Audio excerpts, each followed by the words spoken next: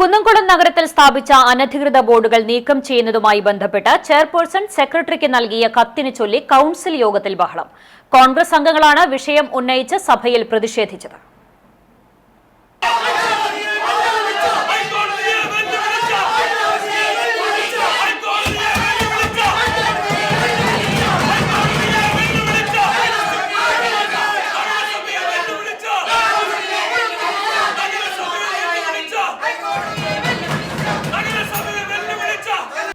കോൺഗ്രസ് കൌൺസിലർമാർ മുദ്രാവാക്യം വിളിച്ച് ചെയർപേഴ്സന്റെ ഡയസിന് മുന്നിൽ പ്രതിഷേധിച്ചതോടെ അജണ്ടകൾ അംഗീകരിച്ചതായി അറിയിച്ച് ചെയർപേഴ്സൺ യോഗം പിരിച്ചുവിട്ടു.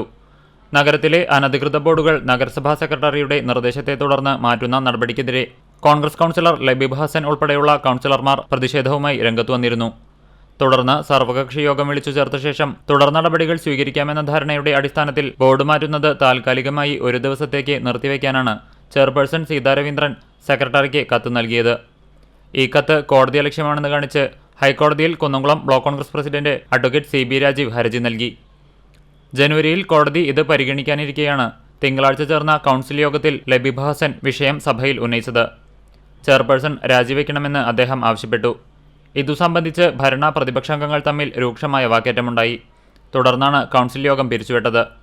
അതേസമയം കോൺഗ്രസിലെ ലബീബ് ഹസൻ വ്യക്തിപരമായി തന്നെ ആക്ഷേപിക്കുകയാണെന്ന് ചെയർപേഴ്സൺ സീതാ രവീന്ദ്രൻ പിന്നീട് മാധ്യമങ്ങളോട് പറഞ്ഞു. നല്ല രീതിയിൽ അവരൊന്ന് ഇതിന്റെ നിയമപരമായ നടപടികളിലൂടെ ഇത് എടുക്കണമെന്നുള്ള, അല്ലാണ്ട് ഒരു ഹൈക്കോടതി വിധിയെ ലംഘിക്കാനോ അല്ലെങ്കിൽ അത് മാറ്റിവെക്കാനോ അല്ല, വെറുതെ അധിക്ഷേപിച്ച് നാണം കെടുത്താന്നല്ലാണ്ട് ഇതിന്റെ ഇത്തരം കാര്യങ്ങളിൽ ഇത് കൃത്യമായി അറിയാവുന്ന ഒരു നഗരസഭയിലെ ഒരു പ്രശ്നങ്ങൾ ഉണ്ടാകുമ്പോൾ ആ പ്രശ്നത്തിൽ നേരിടുക എന്നുള്ളത് ഒരു ചെയർമാൻ എന്ന രീതിയിൽ ആവശ്യമാണ്. അങ്ങനെയുള്ള ഒരു ആവശ്യം മാത്രമാണ് ഞാൻ നടപ്പാക്കിയിട്ടുള്ളത്.